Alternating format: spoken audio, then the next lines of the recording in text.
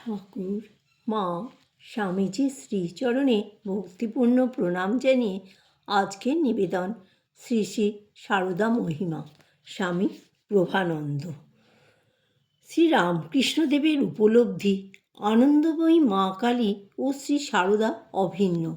শ্রী সারদার উপলব্ধি শ্রীরামকৃষ্ণই স্বয়ং মা কালী। শ্রীরামকৃষ্ণ ও শ্রী সারদা এই জুটির লীলাবিলাসের পশ্চাতে সদা বিদ্যমান ছিলেন মা কালী বা আদ্যাশক্তি।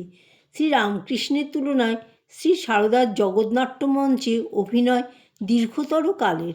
আশ্চর্যের বিষয়, শ্রী সারদা দেবী স্বস্বরূপ নিত্য অবিকৃত রেখেও বধূ, গুরু, ভক্তজননী, সংঘমাতা ইত্যাদি ভূমিকায় পরিপাটির সঙ্গে অভিনয় করেছিলেন এবং সাময়িকভাবে তিনি যেন ভুলে গিয়েছিলেন যে তিনি একটা নাটকের অভিনেত্রী মাত্র।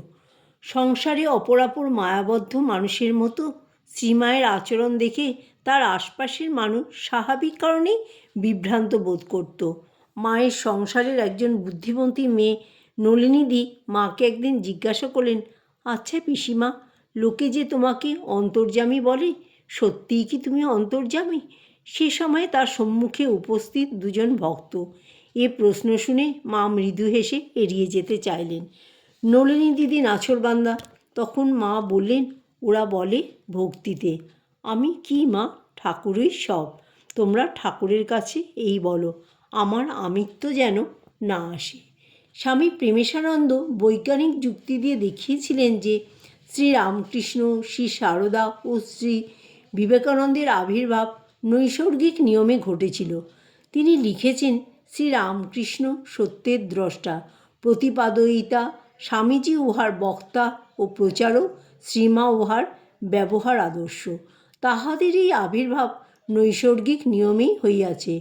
বায়ুমণ্ডলে কোথাও উষ্ণতা বৃদ্ধি পাইলে যেমন দেখিতে পাই, বায়ু প্রকৃতির স্বধর্মবশেই ঝড় উঠিয়া তাপমাত্রা সমতা সংসাধিত করে, অসংখ্য জীবকোষে নির্মিত প্রাণীদেহে বাহিরের কোনো ক্ষুদ্রতম বস্তু ঢুকিলে জীবকোষগুলি আপনা হইতেই যেমন উহার অপনোদনের চেষ্টা করে, তেমনি মানব সমাজে যদি কোথাও কোনো বিশৃঙ্খলা, ব্যাঘাত অর্থাৎ মানব ধর্মের গ্লানি উপস্থিত হয়, তাহারও প্রতিবিধান ঘটে সমষ্টি মানব প্রকৃতির নিয়ম অনুসারেই। যিনি সমস্ত জীবাত্মার সমষ্টি, তিনি ঈশ্বর বা পরমাত্মা।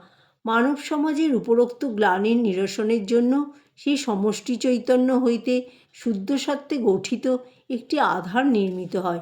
ওই আধারের মধ্য দিয়া ঈশ্বর নিজেকে প্রকটিত করেন, সমষ্টি মানবের সংকট দূর করেন। ইহাই অবতার রহস্য। শ্রীরামকৃষ্ণ, শ্রীমা, স্বামীজি এই ত্রিমূর্তির জীবনমর্মে এই রহস্যই ব্যঞ্জিত হইয়াছে। তাহাদের ভগবত্তা এই দিক দিয়াই। জীবকল্যাণে অবতীর্ণ শ্রী সারদা চরিত্র সম্বন্ধে যে ভাবমূর্তি আমাদের মনে গড়ে উঠেছে, তা দেখে তাকে আমরা শ্রদ্ধা করব, সমীহ করব। তিনি পূজার্হ। তাকে মন্দিরে রত্নসিংহাসনে সংস্থাপন করে সেবা পূজা করব। কিন্তু এই ধরনের দৃষ্টিভঙ্গি নরদেহে ঈশ্বর অবতরণের উদ্দেশ্যকে ব্যর্থ করে দেয়। ঈশ্বর মানুষের সাজে মানুষের মাঝে আসেন, মানুষকে কাছে টেনে নেন। জগৎমঞ্চে বিভিন্ন ভূমিকায় তার অভিনয়ের মাধ্যমে তিনি বলতে চান, মানুষ তাকে পরমাত্মীয় বলে জানুক, মানুষ তাকে ভালোবাসতে শিখুক। আমাদের বক্তব্যের সমর্থনে শ্রীমায়ের জীবনের একটি ঘটনার উল্লেখ করা যেতে পারে। 1909 খ্রিস্টাব্দ।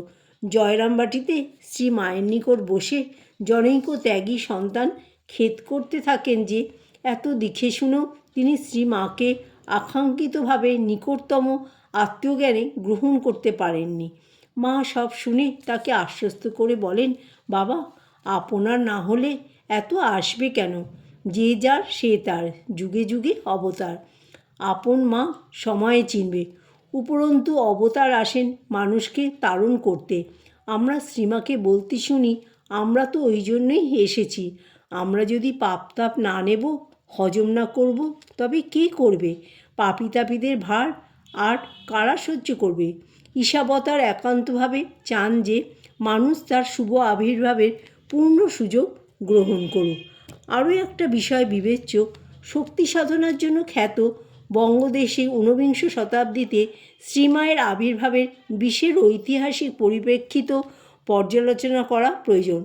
এ বিষয়ে ডক্টর শশীভূষণ দাশগুপ্ত মন্তব্য করেছেন, মাতৃপূজা এবং শক্তি সাধনার প্রচলন বাংলাদেশে অনেক পূর্বে প্রচলিত থাকিলেও খ্রিস্টীয় সপ্তদশ শতক হইতে আরম্ভ করিয়া উহা এখানে একটি নবরূপ লাভ করিয়াছে এবং এই নবরূপেই বাংলার সমাজ সংস্কৃতিকে তাহা গভীরভাবে প্রভাবান্বিত করিয়াছে।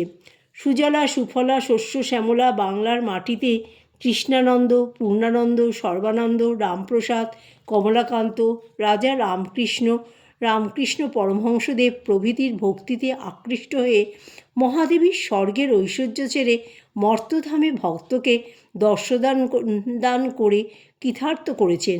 উপরন্তু শ্রী দুর্গামাতার সঙ্গে বাঙালি আত্মীয়তা স্থাপন করেছে। শারদীয়া পূজার প্রারম্ভে পিতৃগৃহে প্রত্যাবৃত আদরিণী কন্যারূপে তাকে আগমনী গান, অধিবাসাদি অনুষ্ঠানের মাধ্যমে বরণ করে, আর পূজা সমাপনান্তে আবেগ বিমণ্ডিত অনুষ্ঠানাদি ও সময়োপযোগী গান দিয়ে দেবীকে তৃপ্ত করে চোখের জলে বিদায় দেয়। আবার এদেশেই মা কালী ভক্তের মেয়ে সেজে এসে রামপ্রসাদের বেড়া বেঁধে দিয়েছেন। শ্রী রামকৃষ্ণের সঙ্গে প্রায় 30 বছর যাবৎ বিচিত্র লীলাবিলাস করেছেন, কিন্তু বোধ করি শ্রী সারদা দেবীর আবির্ভাবেই বাঙালি হৃদয়ের আকুতি পরিপূর্ণতা লাভ করেছে। স্বয়ং ঈশ্বরী রক্তমাংসের দেহ ধারণ করে মাতৃত্বের পরাকাষ্ঠা দেখিয়েছেন। মাতৃভাবের স্বার্থলেশহীন আত্মবিলুপ্তির মহিমা এবং জাতি, ভাষা, অঞ্চল ইত্যাদি সংকীর্ণতা অতিক্রান্ত বিশুদ্ধ মাতৃস্নেহ এরূপ ব্যাপকভাবে আর কোনো চরিত্রে বিস্ফোরিত হতে দেখা যায়নি। শ্রীরামকৃষ্ণের প্রজ্ঞাদৃষ্টিতে মন্দিরে পূজিতা ভবতারিণী, তার নিজের গর্ভধারিণী চন্দ্রাদেবী এবং তার সহধর্মিণীর ভূমিকায় আবির্ভূতা শ্রী সারদার মধ্যে কোনো পার্থক্য ছিল না। মহাদেবীর ঐশ্বর্য মানুষকে তার কাছ থেকে দূরে সরিয়ে দেয়।